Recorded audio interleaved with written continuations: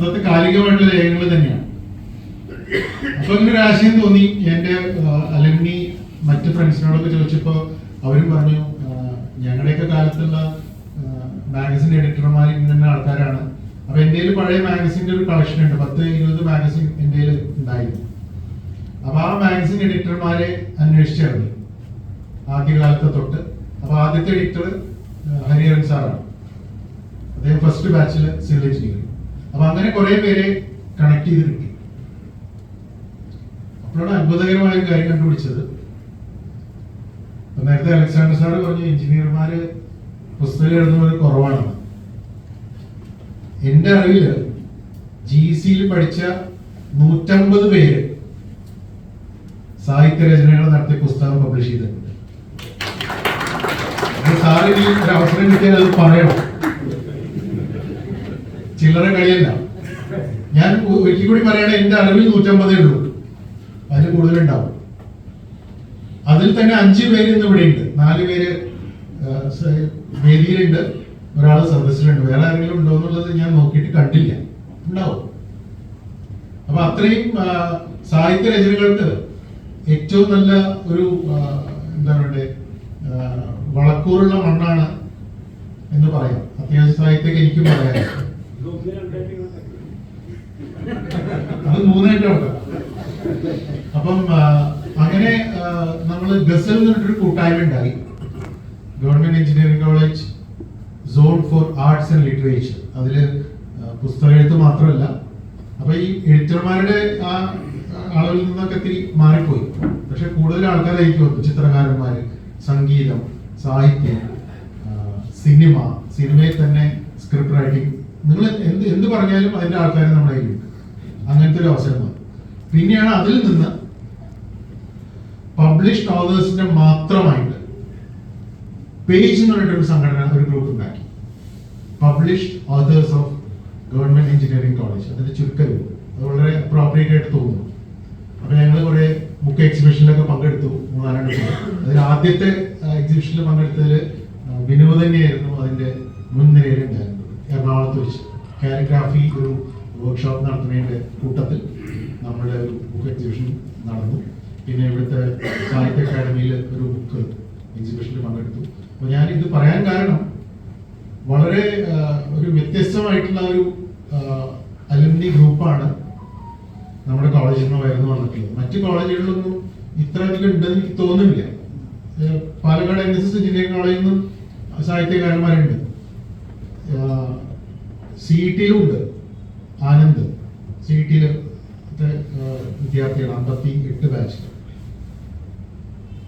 കൊല്ലത്തെ എഞ്ചിനീയറിംഗ് കോളേജിലും ഉണ്ട്, മനോജ് ജാദവേദർ, നിങ്ങൾക്ക് അറിയുണ്ടാവും. പക്ഷെ നമ്മുടെ കോളേജിൽ നമ്മുടെ നിങ്ങളൊക്കെ നമ്മുടെ ഫാമിലി മെമ്പേഴ്സ് എന്ന നിലയ്ക്കാണ്. ഇത്രയധികം ആൾക്കാരായിട്ട് ഇടപഴകാൻ പറ്റുന്നത് വളരെ സന്തോഷമുള്ള ഒരു കാര്യമാണ്. അതുകൊണ്ട് തന്നെ നമുക്ക് ഇപ്പൊ ഈ നമ്മുടെ ഓതേഴ്സിന്റെ പുസ്തകങ്ങൾ മുഴുവൻ വായിച്ചു തീർന്നിട്ടില്ല, അത്ര അധികം ഉണ്ട്, വായിച്ചു തീർന്നിട്ടില്ല. അപ്പോഴാണ് വിനോദ് ഇങ്ങനെ ഒരു പുസ്തകം എഴുതുന്നുണ്ടെന്ന് പറഞ്ഞു. പുസ്തക പ്രസിദ്ധീകരണം വിനോദ് നടത്തേണ്ടത് എനിക്കറിയാം. വിനോദിന്റെ പുസ്തകങ്ങൾ ഞാൻ ജാതക, കഥകൾ, അതൊക്കെ ഞാൻ വായിച്ചിട്ടുണ്ട്. അപ്പോഴാണ് ഇങ്ങനെ ഒരു കാര്യം പറഞ്ഞത്. ആ പുസ്തകം ആദ്യമായിട്ട് തന്നെ വായിക്കാൻ എനിക്കൊരു അവസരം കിട്ടി. ഈ തൃശ്ശൂർ ഭാഷയുടെ ഒരു പ്രത്യേകത എന്താണെന്ന് വെച്ചാൽ അത് കേൾക്കാൻ നല്ല സുഖമാണ്, ഒഴുക്കുണ്ട്. പക്ഷെ വായിക്കുമ്പോൾ ഒരു പരിചയക്കുറവ് തോന്നുന്നു നമുക്ക്. തൃശ്ശൂർ ഭാഷയിൽ പൂർണ്ണമായിട്ടും തൃശ്ശൂർ ഭാഷയിൽ എഴുതിയൊരു ബുക്ക് ഇല്ല. അതിപ്പം പ്രവീൺ പറഞ്ഞു ഉണ്ടാവും. ചില ക്യാരക്ടേഴ്സ് ഉണ്ടായിട്ടുണ്ട്, VK പ്രത്യേകിച്ച്. അല്ലാതെ ഇത്ര സ്മൂത്ത് ആയിട്ട് ഫുൾ തൃശ്ശൂർ ഭാഷയിൽ പരിപൂർണം ആയിട്ടുള്ളൊരു ബുക്ക് വേറെ ഇല്ല എന്നാണ് ഇപ്പൊ മനസ്സിലാവുന്നത്. അതിലും വളരെ ഇറ്റ്സ് എ ഗ്രേറ്റ് അച്ചീവ്മെന്റ്. VKന്റെ ക്യാരക്ടർ ഫിലോസഫി പറയും, അത് തൃശ്ശൂർ ഭാഷയിൽ തന്നെ പറയാം. അപ്പൊ ആറുണ്ണേട്ടനായാലും ഇട്ടുപ്പ് മുതലാളി ആയാലും പയ്യൻസ് ആയാലും